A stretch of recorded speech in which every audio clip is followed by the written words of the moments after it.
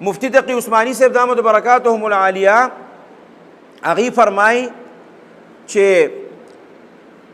حضرت مولانا عبدالحی صاحب رحمت الله علیه چې دی هغه به وی چې زمان نیکه چې کومو نیکه هغه چې به کله د ماسخوتنې بسترې ته وخته که نه بسترې ته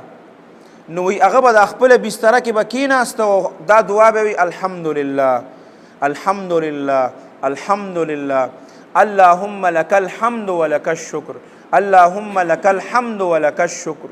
اللهم لك الحمد ولك الشكر وی دا دعا به زیاته ډېره زیاته به وي وی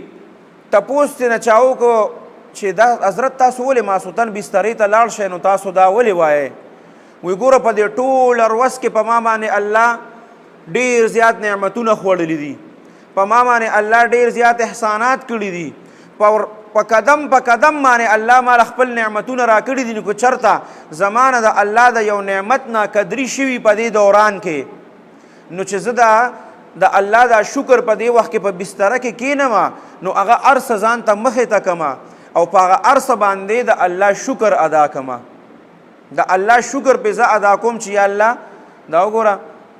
تا ماله دا نعمت راکړی تا ماله دا نعمت راکړی نو زه ماسخوتن کینم لږ ساعت د هغه ټولو نعمتونو شکر زه ادا کمه